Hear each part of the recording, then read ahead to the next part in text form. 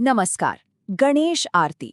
शायद ही कोई ऐसा घर होगा जहां ये धुन न गूंजती हो। लेकिन क्या हमने कभी ये सोचा है कि इन शब्दों के पीछे का असल मतलब क्या है? चलिए, आज हम इसी भक्ति भरी यात्रा पर चलते हैं और इस आरती की हर पंक्ति को गहराई से समझते हैं। तो शुरुआत होती है इन जानी पहचानी पंक्तियों से। हर त्योहार, हर पूजा में यही तो गूंजता है। पर इन शब्दों को सिर्फ दोहराने से आगे ये कहते क्या है? चलिए देखते हैं कि इनके अंदर क्या कहानी छुपी है।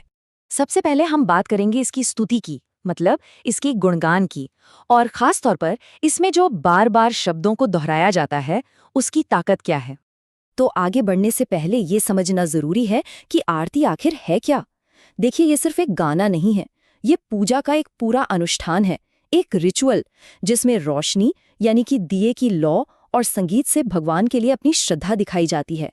इसीलिए जब हम बार बार जय गणेश कहते हैं तो ये सिर्फ रेपिटेशन नहीं है, ये एक तरह की मेडिटेशन टेक्निक है, ध्यान लगाने का एक जरिया।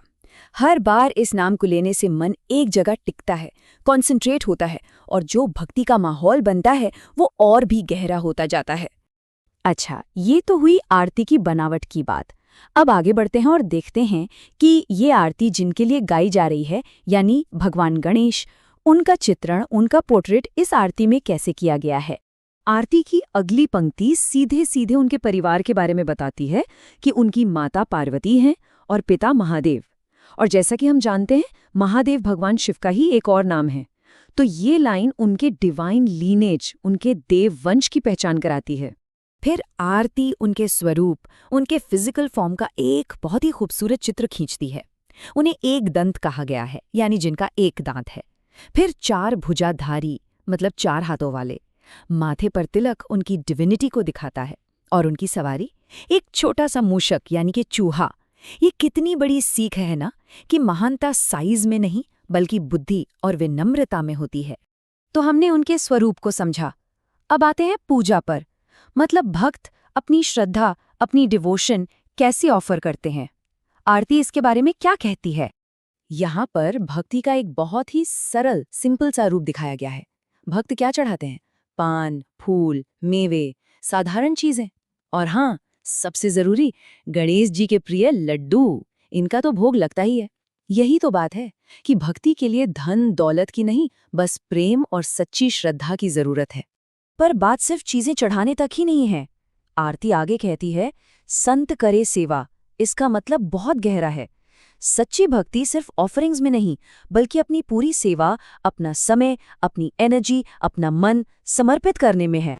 तो भक्तों ने सेवा की, ऑफरिंग्स दी। अब बदले में गणेश जी क्या देते हैं? वो हैं आशीर्वाद के दाता। चलिए देखते हैं कि उनसे क्या क्या वरदान मांगे जाते हैं। अब आरती की जो पंक्तियां आती हैं ना, वो गणेश जी की शक्तियों को दिखाती हैं। पहला वरदान क्या है? अंधे को आंख, यानी जो देख नहीं सकता उसे दृष्टि देना। और इसका मतलब सिर्फ फिजिकल आंखें नहीं है, बल्कि अज्ञान यानी इग्नोरेंस के अंधेरे को दूर करके ज्ञान की रोशनी देना भी है। दूसरा वरदान है कोढ़िन को काया, यानी जो शारीरिक रोगों से पीड़ित हैं, उन्हें एक स्वस्थ, एक हेल्दी शरीर देना। ये उनकी हीलिंग पावर को दिखाता है कि वो बीमारियों से मुक्त करके एक अच्छा जीवन देते हैं। इसके बाद आता है बांझन को पुत्र देत। ये वरदान परिवार और वंश से जुड़ा हुआ है। इसका मतलब है कि वो संतान प्राप्ति की कामना को भी पूरा करते हैं। और चौथा वरदान है निर्धन को माया। यहाँ माया का मतलब है धन संपत्ति, वेल्थ। तो गणेश जी गरीबी को दूर करते हैं और भक्तों को समृद्धि यानी प्रॉस्पेरिटी का आशीर्वाद देते हैं। तो हमने गणेश जी के स्वरूप, उनकी पूजा और उनके वरदानों के बारे में जाना। अब आते हैं आरती के आखिरी हिस्से पर, जो है एक भक्त की अंतिम प्रार्थना, एक फाइनल प्ली। और आरती की ये आखिरी पंक्ति, इसका मतलब बहुत ही गहरा है।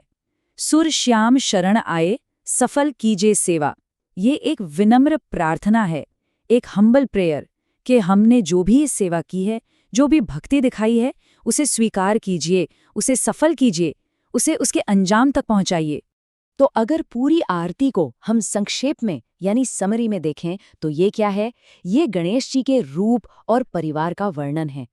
ये एक भक्त के ऑफरिंग्स का चित्रण है, ये उनके पावरफुल ब्लेसिंग्स की लिस्ट है और आखिर में अपनी भक्ति की स्वीकृति के लिए एक विनम्र प्रार्थना है। एक तरह से ये एक पूरी डिवोशनल जर्नी है इन कुछ पंक्तियों में। और ये आरती हमें एक बहुत ही अहम सवाल के साथ छोड़ जाती है। जब भक्त कहता है कि सेवा सफल कीजिए, तो इस सफल होने का असली मतलब क्या है? क्या इसका मतलब सिर्फ वरदान पाना है, या फिर भक्ति के इस काम को पूरी श्रद्धा से कर पाने का संतोष ही इसकी सफलता है?